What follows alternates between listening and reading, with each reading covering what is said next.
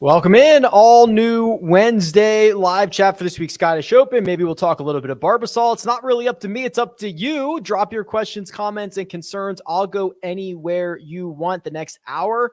It's your time. I'm going to be sharing my screen in just a few seconds. Everything you see is going to be from my website, RickRunGood.com. Giant golf database dedicated to fantasy and betting. I think you should sign up for it. Really good time of year to do so.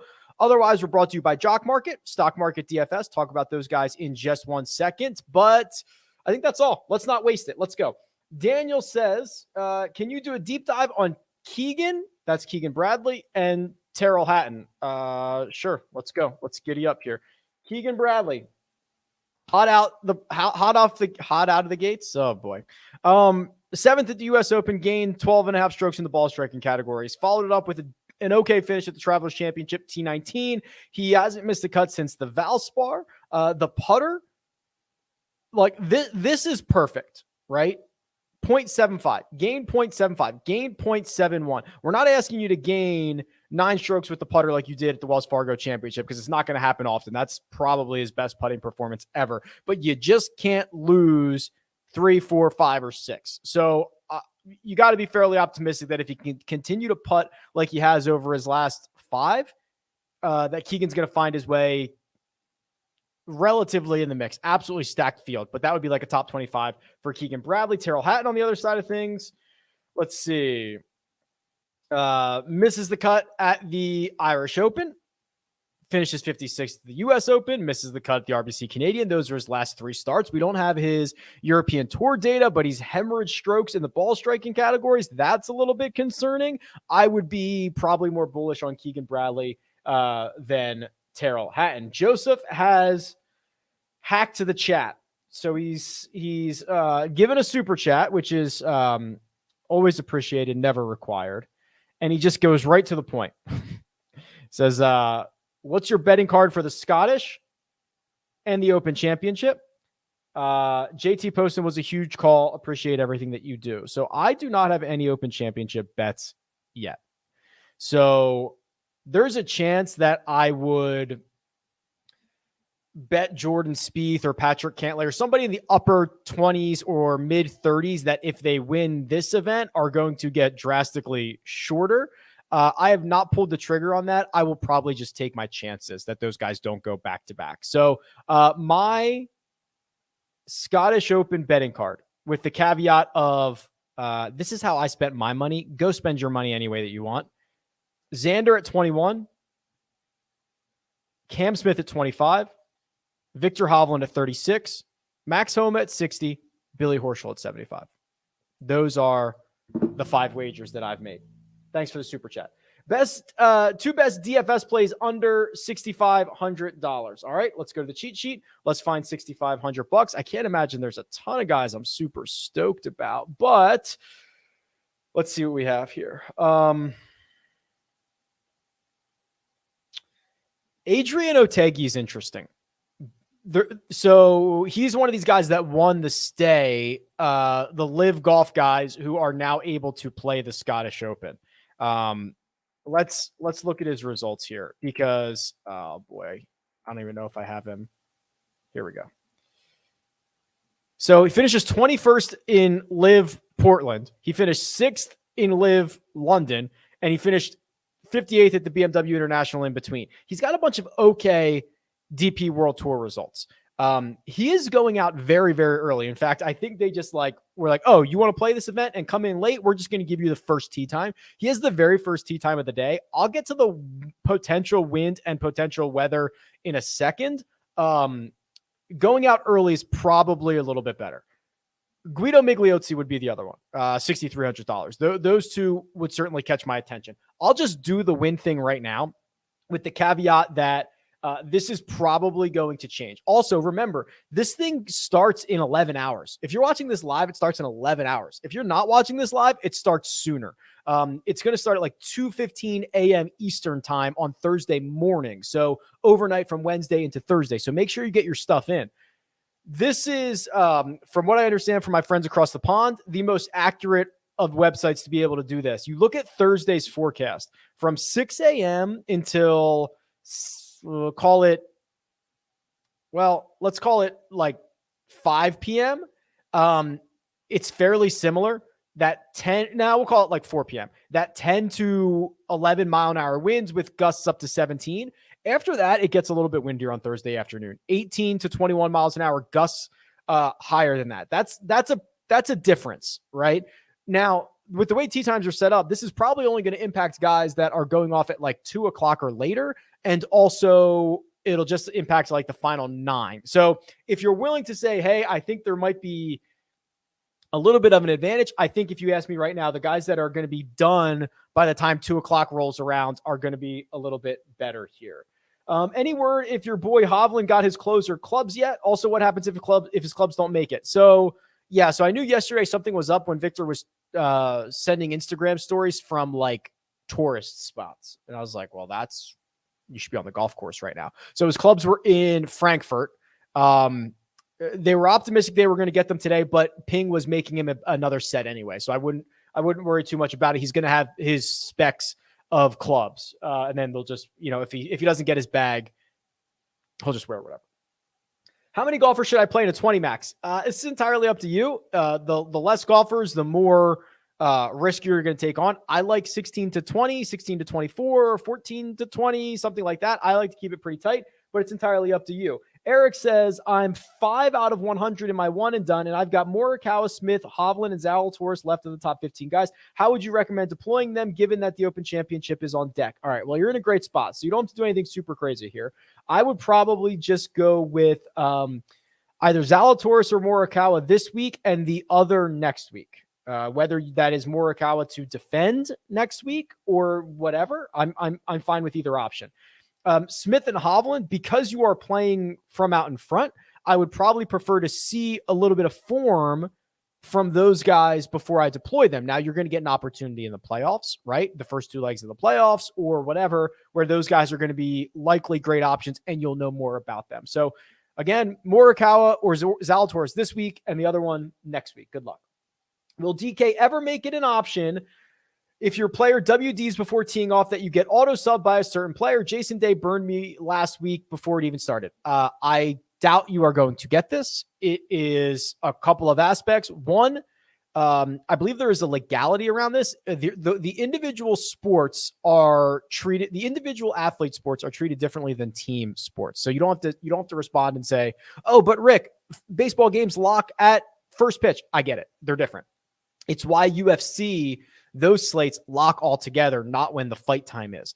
The other thing is, excuse me, you're going to run into a lot of other issues where what's the solution? You auto swap for a guy for his alternate. Well, that's not going to be fair because the alternate wasn't available to everyone else who made lineups.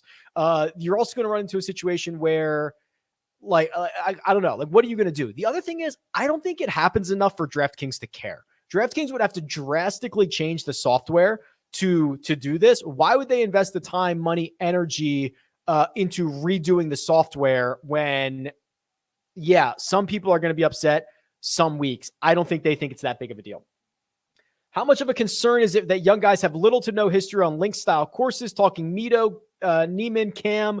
Do these guys struggle when they first play link style? So every guy's going to be different. The other thing to note is that this is, I guess, in theory, technically a link style golf course, but it might not necessarily require you to play like one. The Renaissance Club is only going to have, I think, 4 holes that are on the water, and it's not going to necessarily require you to play on the ground. These guys could play a hair more of an American style of golf, even though they are not necessarily American, right? I mean, these guys like Mito Pereira, who else did you mention? Joaquin Neiman, play all over the world, right? So I would not be too concerned about that. DFS Chef says, smash the like button. Always appreciated. If you had to play someone at $6,100 or less, boy, we are really in it, aren't we?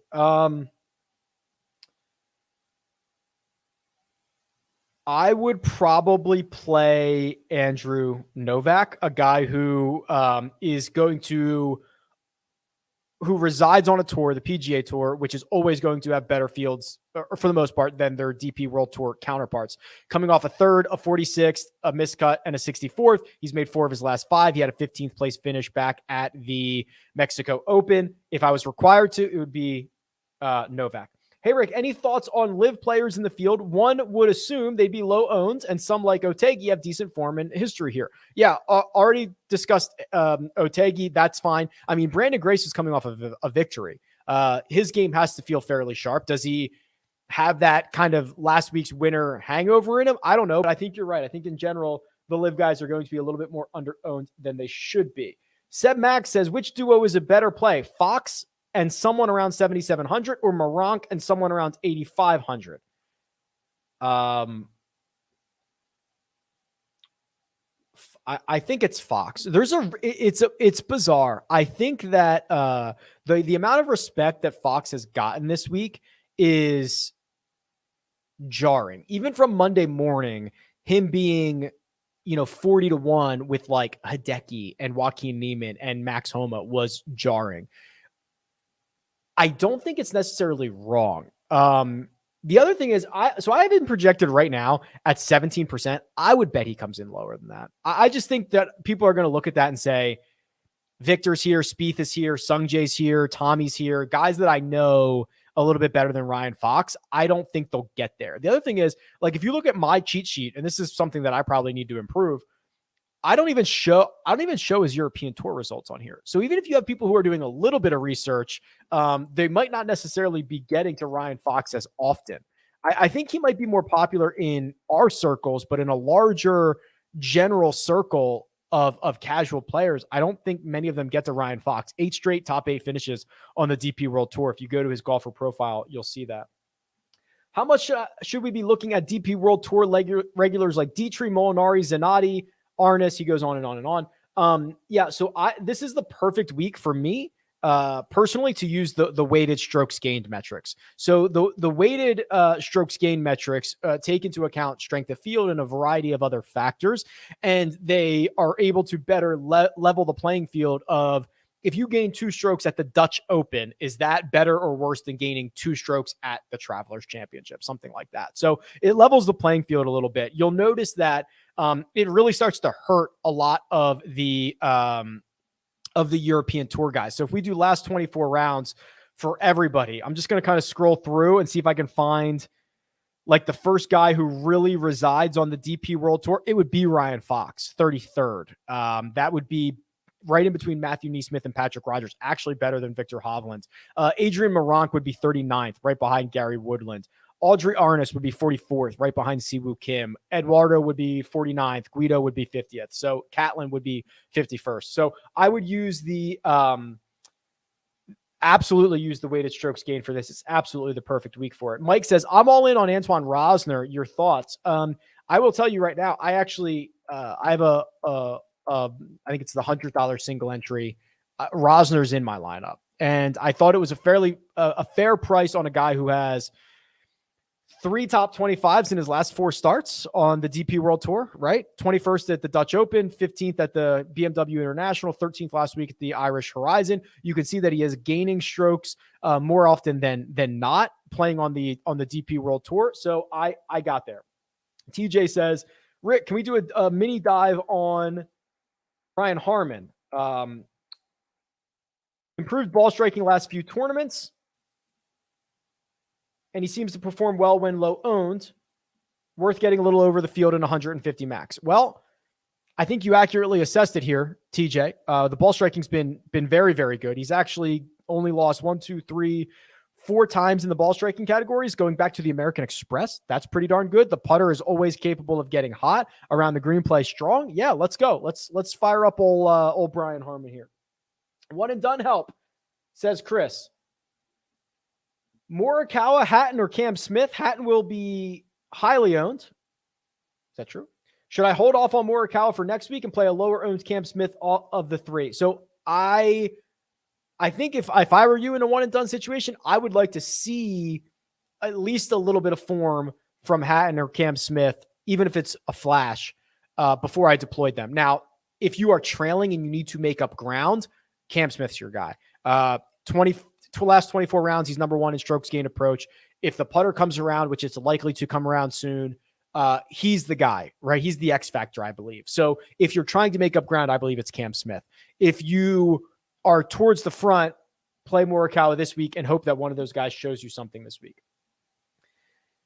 Hey, Rick, my book has Rom to finish top Spaniard at -145, beating Arnis, Campillo, RCB, and Elvira. Lock, or does one of these other guys pop on stats?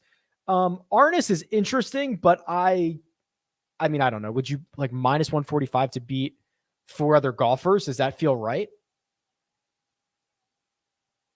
Probably. Maybe. I mean, I don't know though. Well, I guess it's those guys. Yeah. I don't know, man. I wouldn't bet it. I don't think it's like if you asked me to bet it or pick somebody else, I would take Rom, but I don't think I would spend my money on that. You said HV3 withdrew, yet he's still on DK. Is he a WD? Nick, how dare you doubt that I know who's in the field or not?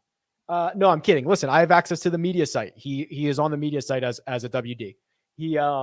Julian Gurrier took his spot. So I don't know what DraftKings is doing. I don't know if they'll mark him as out or not, but according to the PGA Tour's media website, Harold Varner III is out of this field. Hey, Rick, is 24 rounds the preferred number of rounds when comparing golfers in your head-to-head matchup tool? Yeah. So here's the head-to-head matchup tool. So you can put in any 2 golfers, any number of rounds. 24 to me is the right amount. Now, I will do a little bit of off-season research on this, of like what the best lead-in form is or most predictive is. But to me, 24 has always been very, very good to me. And it's just enough, 6 tournaments for most guys. And because, especially this time of the year, 6 tournaments is like 2 months, 2.5 months. That feels right to me. I wouldn't mind if you went anywhere between 16 and 24. If you wanted to lean more on recent, you could go to 16. I wouldn't mind that at all. But to me, 24 has always felt just about right. These messages, are these code? That says Rocks ran great last week. 14 out of 17 golfers. Oh, okay. Gotcha. I see what you're doing here. You're talking about your own entries. 104 out of 120 and 20 entries. Where to focus this week? In the low 7s, high 6s. Okay. That was a little bit confusing, but I think I've figured it out. So low 7s and high 6s. Let's call it 7,300 down.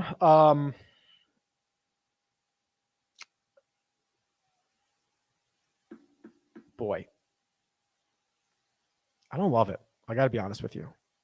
I don't love it. Neesmith, I think, is objectively one of the better options. Bunch of cuts in a row. Very good ball striker. When we looked at his weighted strokes gained earlier, he was like 33rd, right? So 33rd, he's being priced well below that. I think Neesmith is interesting. I think if you're looking for a volatile, high upside option, Victor Perez is there. He's played well enough on the DP World Tour as of late.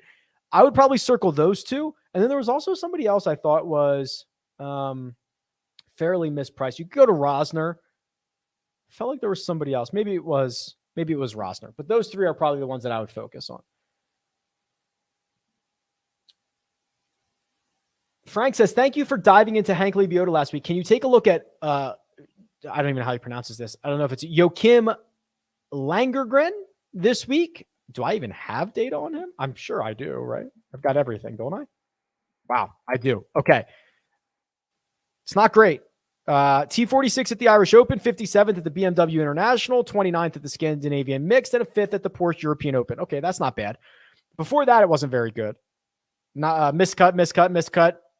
I mean, he's losing strokes to the field quite often. This is not a particularly great profile for a guy who resides primarily on the DP World Tour. The last 4 are better than anything longer than that, but I would not be particularly thrilled about running him out here. Has he ever played in a PGA Tour event, or is this his first one?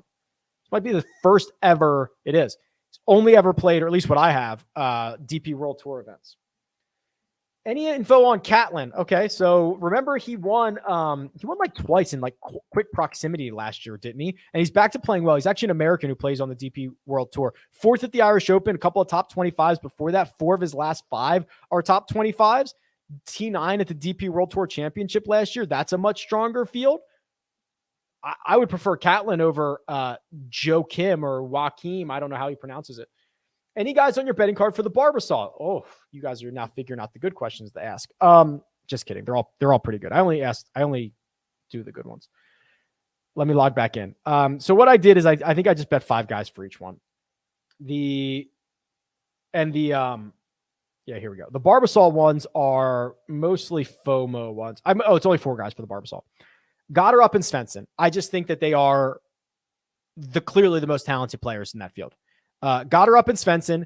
Then I went to Sam Ryder at 42-1, and then I went way down the board and found Patrick Flavin at 150. That's it. Hey, Rick. Oh, Chris. He's done it. Activate the wind rant. How would you use data to find players who handle the wind better than most?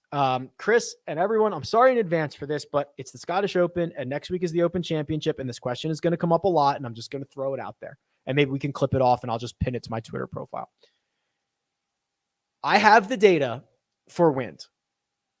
I do not believe it to be actionable.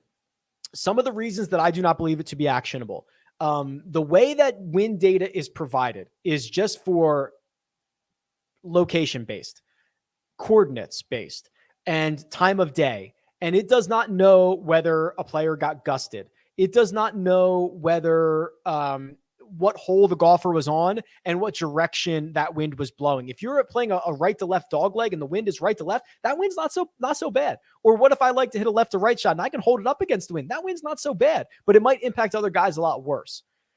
What happens if I just have a bad round and the wind, I was going to have a bad round no matter what? What happens if I have a great round and I was going to have a great round no matter what, and the wind doesn't really impact me? There is not enough actionable data on wind yet. I hope in the future I don't have to have this rant anymore, but with the way golf is played, realistically, think about how golf is played and think about gusts and think about directions and shot shapes and areas of the course that are more exposed than others. We're not there yet on golf. I hope one day we will be. Let me follow up that win rant with another rant that I feel much more positive about. And it's Jock Market. Jock Market is stock market DFS. It is where you can bid, buy, sell short shares of athletes. Golf is my favorite, obviously. And there are guaranteed payouts based on their finishing position. So, for example, whoever wins the Scottish Open is going to get a $25 a share final payout. So if you pay $5 a share for a golfer and he wins, you 5x it. Well, if he finishes second, you get $20 a share. So you don't lose everything. And it goes on and on all the way down throughout the payouts, basically as long as they make the cut.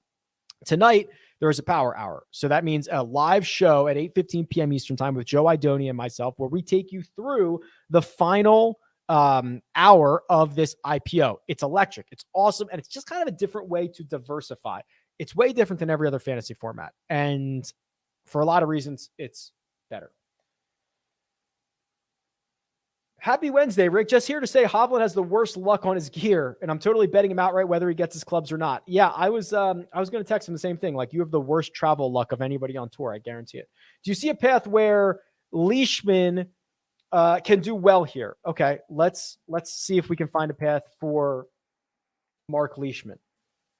Missed the cut at the Travelers, lost strokes off on approach. Played well at the U.S. Open. Missed the cut at the Memorial, lost strokes on approach. Outside of that, it's a bunch of mediocre finishes. I am on the record that I can never get Mark Leishman right. I'm just trying to look through and see if there's anything I'm missing here. I'm like a 3 out of 10 on Mark Leishman. Not particularly excited. Rick, I'm pretty hot and heavy on X this week, Xander, and it takes a lot for me to bet him. I feel like a Scotty type run coming. What if he trains here and the British? Does he have a chance to player of the year? Probably not, because he'd have one major. Scotty would have one major, and then the other wins for Scotty are definitely better. Match play, Phoenix, API. Xander would have Zurich, which nobody would give him credit for. He'd have Travelers, he'd have Scottish, and he'd have British or Open Championship. If he did all of that and then won the FedEx Cup, I think he'd have an argument. But Scotty's season's really, really good. Just like the same exact question here. So are we seeing a possible Scotty Scheffler level from Xander here? I suppose. So we can look at the power rankings. Last 24 rounds of raw data. Xander's at 2.7 in terms of strokes gained. Scotty's at 2.1. If we go back 50 rounds, I bet you Scotty passes him. Yeah, he does 2.19. So you're looking at like a 2.7 is like absolutely elite stuff, right? So the last 24 rounds, Xander Schauffele has basically been Scotty Scheffler. Now, Scotty Scheffler is still lurking, and Scotty Scheffler is still basically that guy. But yeah, it's not a horrible comparison. Just looking for what the ownership projections are. Okay, so we go back to the cheat sheet. I can just kind of walk you through here, John. I believe Rahm, Fitzpatrick, and Xander are sucking up a lot of the ownership at the top of the board, though I don't think it's super crazy. I think a lot of those guys in the 10K range and then down to Xander are going to be pretty similar. Then you can get a little bit of a pivot range to Cantlake, Colin, Morikawa, and Will Zalatoris. Spieth and Fox are going to capture a little bit of ownership, so you could pivot to Sung J M or Billy Horschel or someone like that. Lucas Herbert, as expected, will be probably double digits in the 7K range, and Aaron Rai as well. Both have good course history around this place. And then you'll see a little bit of love for Victor Perez, a little bit of love for Audrey Arnis relative to the rest of their peers. And then Callum Tarrant, who's played well, getting like 5%, but that's pretty significant compared to everybody else in his price range. I'm in a league where you pick 3 golfers each week. I'm playing Xander and Will Zalatoris. Who's a best third man, Fitz, JT, or Burns? I mean, it's like splitting hairs, but I'd go with JT. How do you go about finding ownership? Key indicators, I suppose, is the answer. Key indicators of what the general public has done over the last couple of years. And then what I've started to do is simulate that basically like 1,000 times and start gathering the average ownership for each golfer and then plugging it in. I could talk about that for about 9 more hours, but I'll stop it there. Badger with a super chat. Much appreciated. Hope all is well. I see birdies and bunches in this tournament. Who rates well for birdie streaks? Believe it or not, I actually have that information. So if you go to Holy Grail, go to, I think it's under fantasy data, actually. Fantasy data, birdie streaks. Let's just go like the last 2 years. And let's make sure we get sample size into the mix here. Justin Thomas has about almost 1 birdie streak per start, 0.86. That's the best. Xander has 0.82. Victor has 0.81. Then a little bit of a gap to Scotty Scheffler at 0.83. Patrick Cantlay at 0.7. Sam Burns 0.6. So those are the big boys who make a lot of birdies, and they make them in bunches over the last 2 years. But you can go through and fire that away. Is there a better side of the draw? So if you're done playing, I think there's a small one if the weather forecast holds up. I believe if your golfer is done by about 2 o'clock local time, that would be good. So basically guys that are teeing off before like 10 local, something like that, which should be, it's most guys, right? There's only going to be, I think the guys that are teeing off like after 2 are going to be impacted like in their back 9. But again, that's kind of a small window. So I think most guys are going to be okay. Just get guys that are like in the first like 80% of tee times. Philly Fingers. Hey, Rick, I was wondering if it was possible for you to add PM, AM into the custom model. Yes. So I will share screenshots of the new custom model very, very soon. It's going to be a massive overhaul, and I think you guys are going to enjoy it. I'll get waves in there.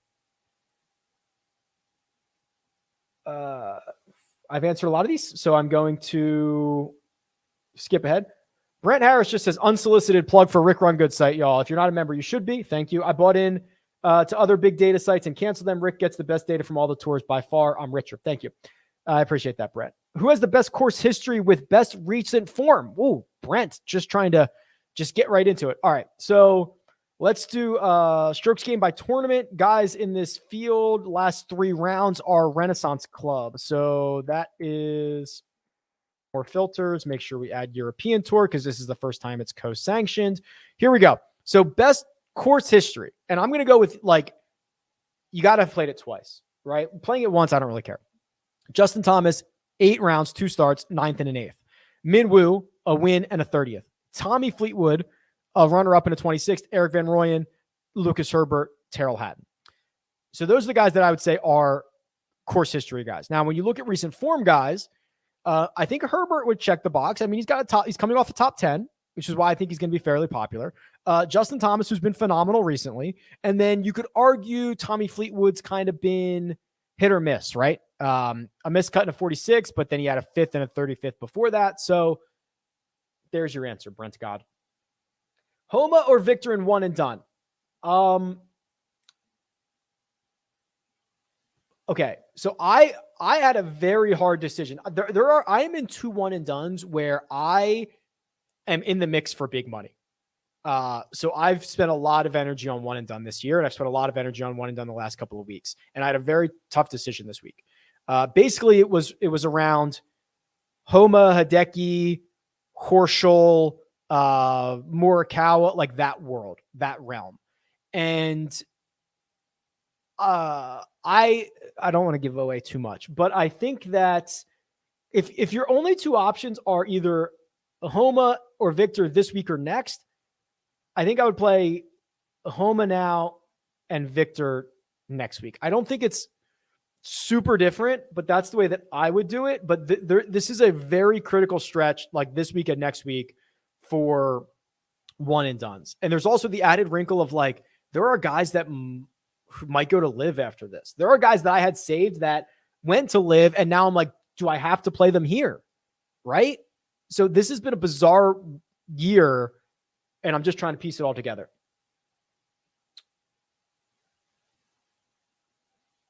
I hear a lot of people say that Willie Z can't make enough birdies to win here, but he ranks 21st on tour in birdie or better. Thoughts on him with a -18 winning score? Yeah, don't listen to those people, right? Like, don't listen to people that tell you Will Zalatoris can't do X. Like, Will Zalatoris can and will do X, right? Like, do not listen to these people. Zalatoris is not only 21st on tour, but he's like 1, 2, 3, 4, 5, 6, 7, 8, 9, 10. He's like 13th in this field in birdie or better percentage. Don't listen to those people. Has anyone won playing this course for the first time? I mean, it's a relatively new course. So like when Bernd Wiesberger won, everyone was playing it for the first time, so he won it. Aaron Rye, that might have been the first time he played it, was his win. So I don't necessarily think that's all that predictive or interesting or something to look at. I'm in a one and done down to Fitz, Cam Young, and Keith Mitchell. Wow.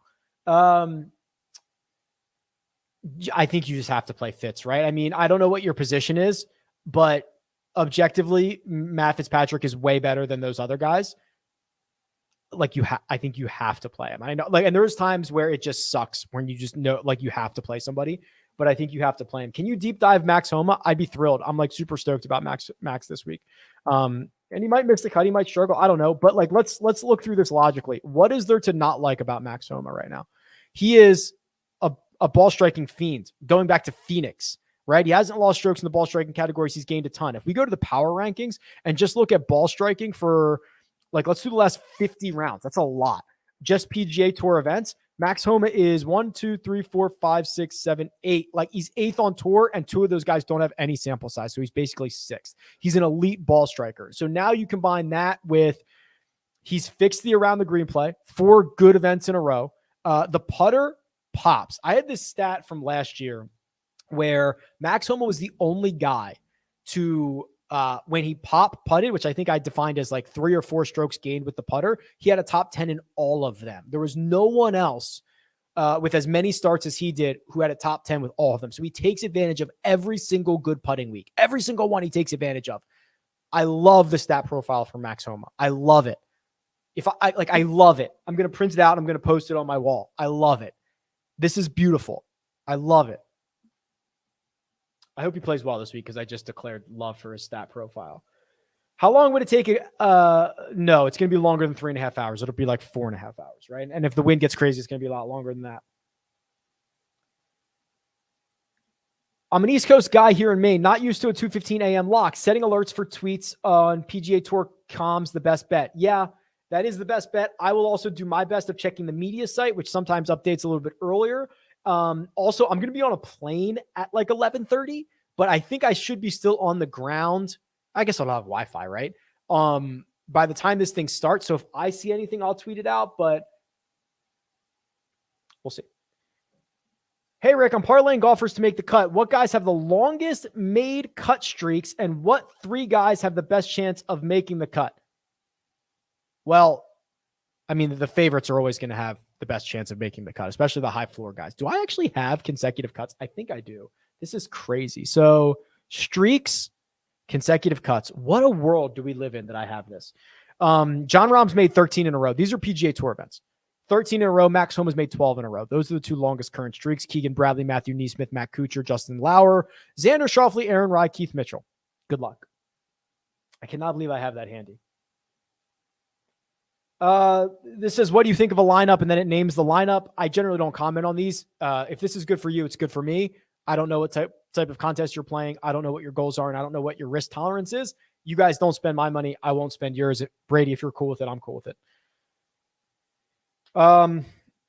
You talked about certain guys showing up in stronger fields like Willie Z. Is Morikawa also one of those guys? Does anyone else come to mind? So the good news is we don't have to actually guess at this. We can just look at the data. So we can go to Holy Grail strokes gained by tournament. We can go down to strength of field, and we can plug in. I like to cut it off at 600. This week is going to be like a 649, I believe. And I like to, like, 600 is like your major championships, your invitationals, your WGCs. It's stout. I'm going to go back to 2019. So we've got a handful of years here. John Rahm is number one, 1.9 in 156 rounds. Zalatoris is 1.7 in only 59 rounds. Justin Thomas, 1.49 in 152. Scotty, Patrick Cantlay. Guido's been awesome, but he only has 12 rounds, right? He's gaining 1.27, but it's only 12 rounds. Xander, Hideki, Morikawa, Fitzpatrick, Cam Smith, Victor Hovland. Mito Pereira, but again, only 14 rounds. Harris English, believe it or not, only 82 rounds. So you can go through and check this out, but I would cut the strength of field at 600.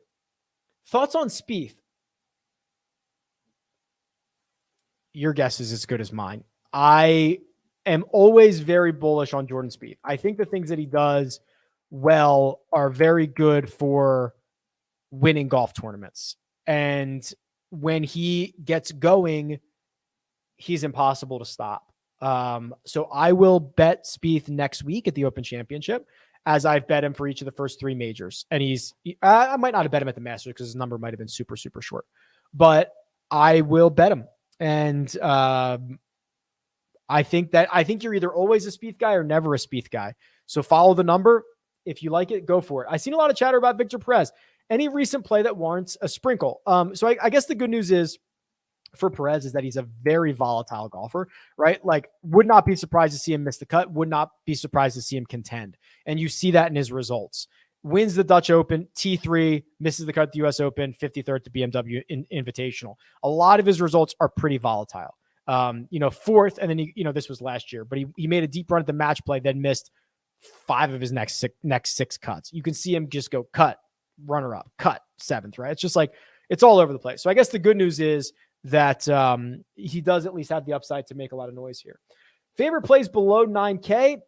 That's a lot of guys, right? There's a lot of guys behind 9K. I guess my favorite is Max Homa. Like, is there a world in which Ryan Fox should be more expensive than Max Homa? Probably not. Is there a world in which Cam Young and Tommy Fleetwood and Sung Jae Im should be more expensive than Max Homa? No, probably not. So I think he's like the core guy.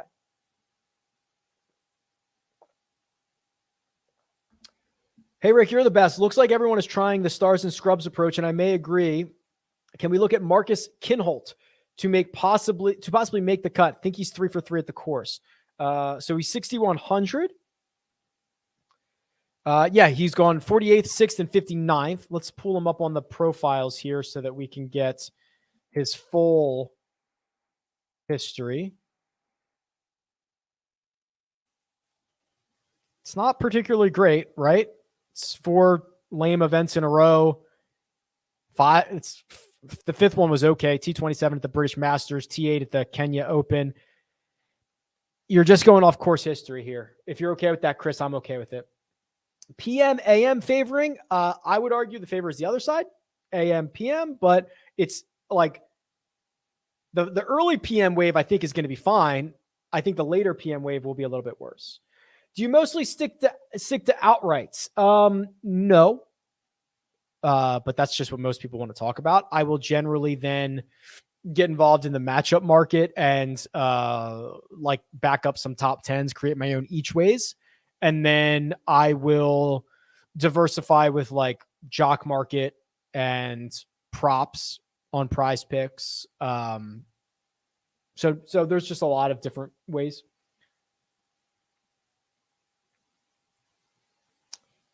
So Oliver, the plan for the night is I'll be on a red eye, which will be fine because I'm under the impression that it has live television, so I should be good for tonight, and then I will just kind of power through and deal with the consequences tomorrow, and then be good for the next 2 weeks.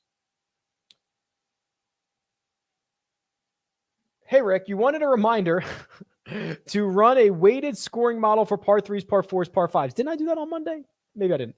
Do you downgrade Fitz at all due to the JP McManus? I moved JT into the 10K range partially because of it. No, I actually think it might be good that Fitzpatrick got those rounds out of the way, right? Wasn't there probably going to be an expectation that Fitzpatrick would struggle in his first couple of rounds after a US Open victory? Wasn't that what most people probably thought? Well, he got it out of the way in an event that doesn't matter. Like, I love it. I almost kind of love it. 2 hard-hitting questions. Sleep schedule and which Molinari do you like? So once I get through this red eye, the sleep schedule will it'll just be like not much sleep, right? I'll take naps. So like when I'm done with stuff at like, I'll be done with stuff at like noon. I'll take like an afternoon nap and then just keep going. That'll be the plan. And then Francesco is the answer. Hey, Rick, love using all the metrics on the site. Thank you. Would you use Zalatoris or Spieth next week at the Open? I would use Zalatoris this week, Spieth next week, if I were you. Yo, Rick. Big outright W for you last week. Did you do anything cool with the winnings? No, but when I'm awake on a red eye or on a couch at 3 a.m. this week, I'm sure I'll buy something stupid. If you saw, I tweeted out last week, I bought a replica claret jug and forgot about it. It came like a week later and was like, oh God, I forgot I ordered this. So it's actually, I don't know if you can see it. It's actually right there in the background. It looks like a post, but that's actually the mini claret jug last year. Neiman, Homa, or Fox for one and done. About 4 million back. Yeah. The good news is I think all of those guys are going to be not very popular, right? Like, I don't think people are rushing out to use Max Homa. I would probably use Homa here. Fox is a brilliant case study in what Vegas thinks is going to happen or could happen and how people are going to treat that, just because of all the respect that he's gotten. But like, he should not be more expensive than Joaquin Neiman. He should not be more expensive than Max Homa. I would probably just pay Max Homa.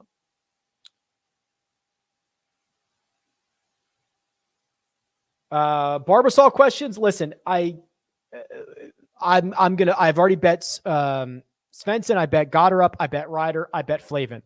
I will be, I'll be following it just because I'm a sicko, but like, I think anybody could win it. I'm just going to fire a couple outrights and see how it goes.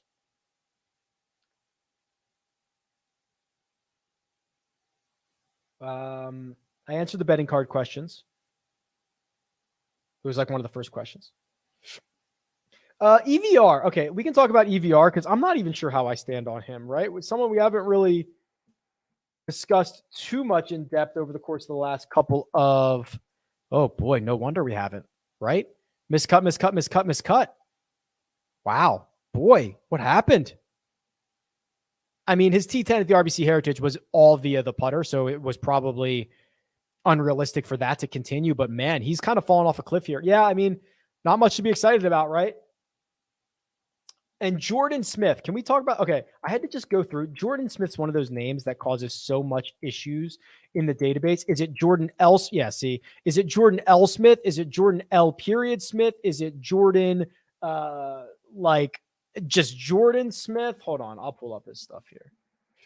I got to go through and update him. It's like, so, because the different tours send over his name in a different way. So let me just pull up his OWGR here. So he's playing well, really, really well. If you look at just straight strokes gained, like raw strokes gained, he's one of the best in the field. So T18 on the DP World Tour, T21, T24, T10, T8, T24. That's his last 6 starts. It's phenomenal. And then he missed a cut, and then he had a runner-up in a 16th, and he had a runner-up a couple starts before that. It's been awesome. So he's 122nd in the world, so it's not like he's a scrub, and he's playing really, really well at the moment. So if you're looking for someone pretty far down the list, I would probably go that way. These 2 comments are broken. StreamYard is messed up here. I'm going to have to skip those, but I think I answered them anyway.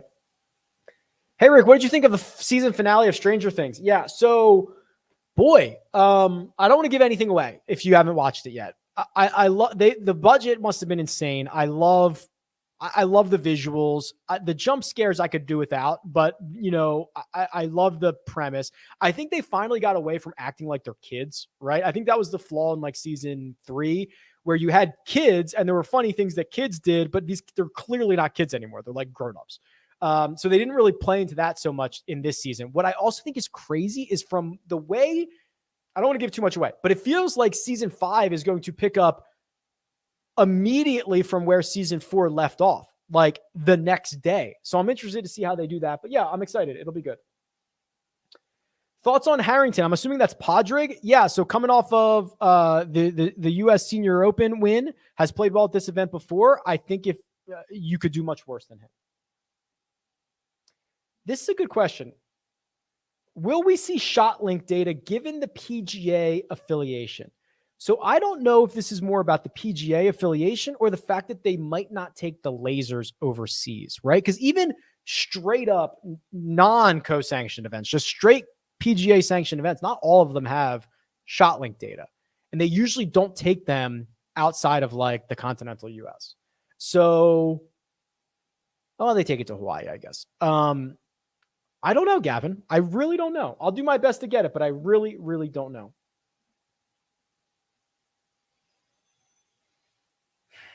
I'm happy I've answered a lot of these. I'm not as far behind as I thought I was. I've answered a lot of these questions. Victor Perez has come up a couple of times. TJ, yes, I am sweating. So TJ brings up the fact that I'm leading the one and done for a lot of money, or at least to me. And I've taken 2 zeros in a row with Burns and Webb missing the cut. I'm still in first. Am I sweating? Big time. I am not thrilled with the options that I have. I am trying to get, I think there's 7 events to go and I just took 2 zeros. Horrifying. Even if I got a couple 100,000 in each of those, I'd feel much better. The field is nipping at my heels. I'm very worried. Yes. I need some, this week and next week we'll decide it, right? If someone snaps off an Open Championship win, I'm probably not going to be able to catch them.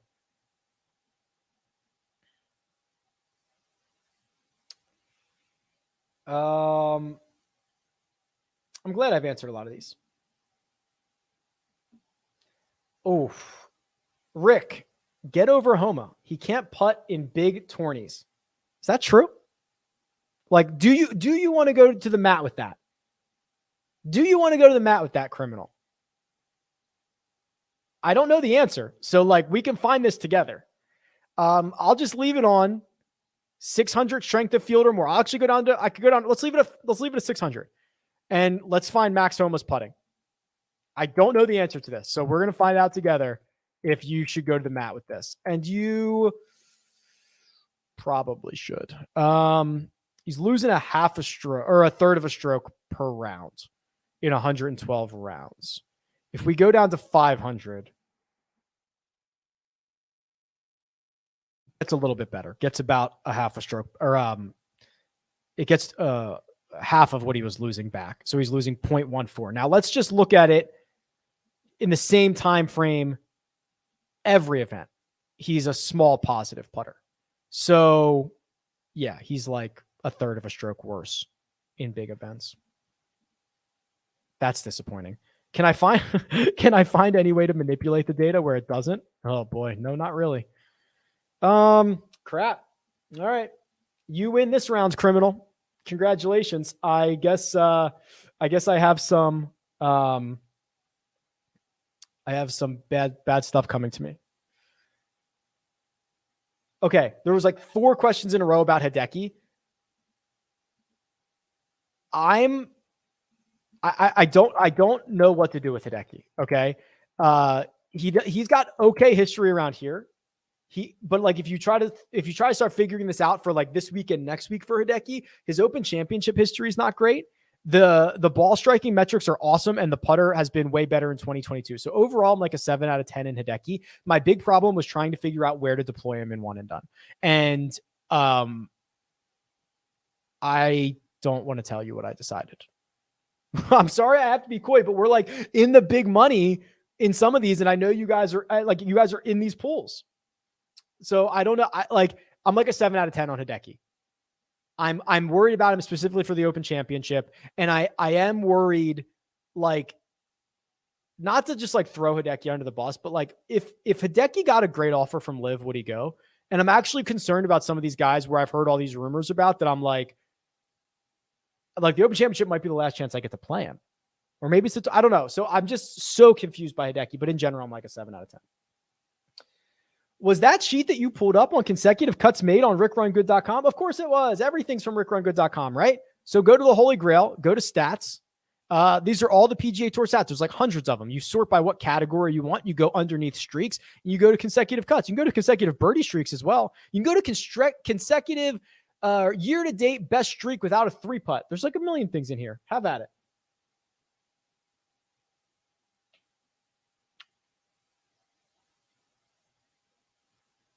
Who's leading after day one?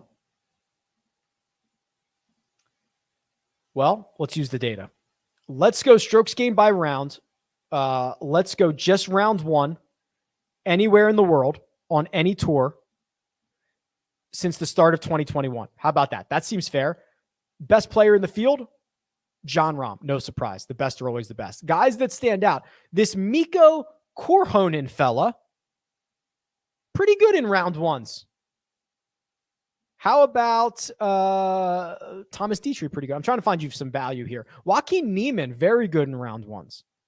Joaquin Niemann has only lost strokes 3 times in round ones dating back to the Farmers, and he generally gains 3 or 4 or up to 7. That's not bad. Might fire. Christian Bezuidenhout, very good in round ones. Interesting. Daniel Villalon asks a question about wind, and he is going to turn me into a villain. Rewind a little bit. Okay, we're coming down the home stretch here. Odds on no winner from the top 15 in the OWGR. Wow. Well, I mean, if we could do the implied odds, right? So like, I'm not going to do it, but like, let's say just for sake of math, let's just say all of them have a 5% chance of winning, which I know some of them have a higher chance and some of them have a lower chance. Let's say they all have 5% chance. So 5 times 15 is they have like 45% of the win equity. I bet you it's higher than that, especially in a field where I bet like you could say, I bet you it's because Rahm and those guys might be, and Scheffler might be closer to 10%. So I would say they probably have like 65% of the equity, right? They're probably the favorites. Favorite leverage play. That's interesting. Okay. Here's the cheat sheet. So we got to look at ownership here. I mean, boy, Patrick Cantlay and Colin Morikawa, right? Cantlay outside of majors has been amazing. And Morikawa, we know he can play overseas, right?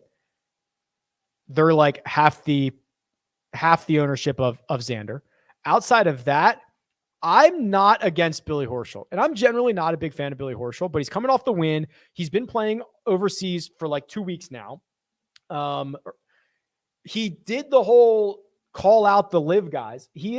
I feel like Billy's a fiery guy in general, right? And this is not my normal data take, but like Billy's a pretty fiery guy. I think he's going to want to back up his words with actions.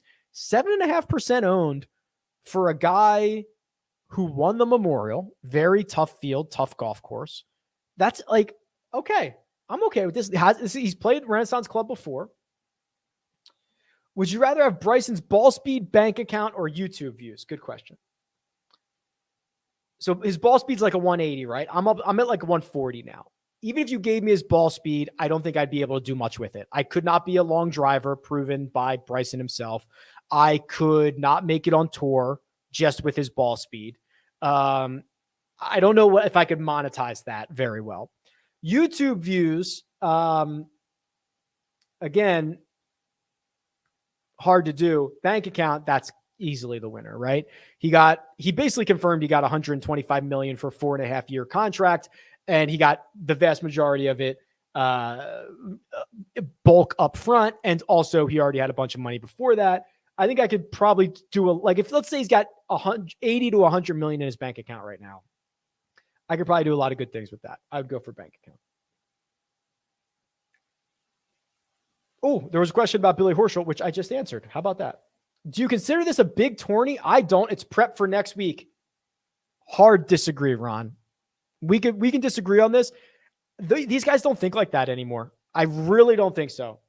They are there to compete. They are there to win. When you get the best players in the world together, they want to beat the crap out of each other. I promise you. And once they get into the mix, they're not going away just because next week is an Open Championship. These guys would love to win going into the Open Championship. So I 1000% consider this a big tourney. So we disagree, Ron, but that's okay. I like it better when you say you haven't made your pick yet. Yeah, I have. My picks are in. My picks are locked. I wasn't going to risk it. My picks are in, baby. They're actually right. They're right on my notepad on the other side, obviously. Right down here at the bottom. All my one and done selections, all my wagers. You've learned the wagers, but right there, just on the other side of that sheet.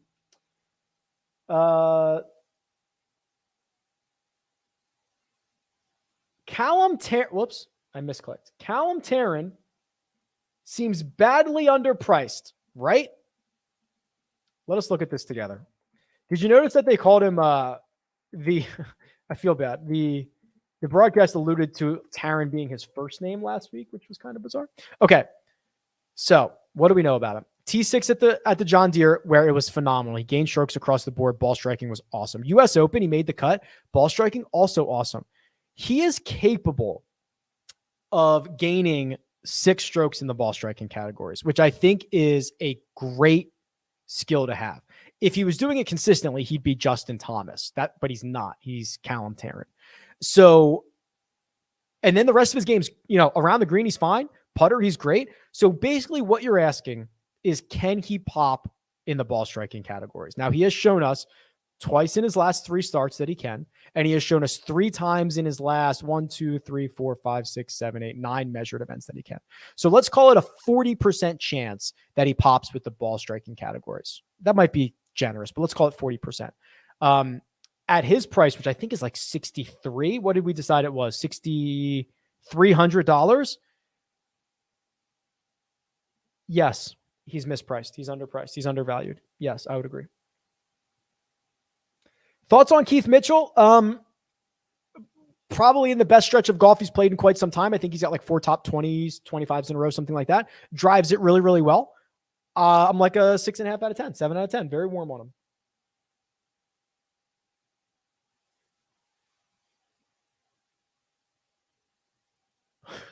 Rick gives careful, analytical answers, even to the most ridiculous questions. Honestly, okay, that drives my wife crazy. She's always like, what are the odds that so and something? I'm like, well, let's think through this, right? Well, if we know that this is going to occur and then this had to occur, she hates it. So I'm glad you guys get a kick out of it. How are you doing on your simulator? I'll tell you what, as you can expect, hitting golf balls every day makes a huge difference in your game. I just played on Sunday. With my new club. I got new clubs. Holy crap. I got fit. Holy crap. It's like the first time in 7 years. Huge difference. It's amazing. I'll make some videos about it at some point. But it was so windy out there, and I shot an 82 and made 4 doubles. So that means I made 2 birdies, a bunch of pars. I'm gonna get dialed in. I'm fifth in my one and done. Do I try my luck with Tommy or go with Spieth or Colin? I can use Spieth or Colin next week too. I think, Brian, like I'm assuming it's 5th out of more than like 5 or 10 or 20. I think you got to play Spieth and Colin this week and next week. Colin this week, Spieth next week, vice versa. I don't really care. I would go Colin then Spieth, because I think that if you do Colin then Spieth, you avoid the defending champion boost that Colin's going to get, and it's still a good spot for him in both situations. I think playing Tommy's a little bit aggressive for your position. Did we get Mina's pick yet? No, I don't think we did. She's going to slack me. She says, and I quote, "It's Keegan week." I didn't even know she knew Keegan existed until this moment.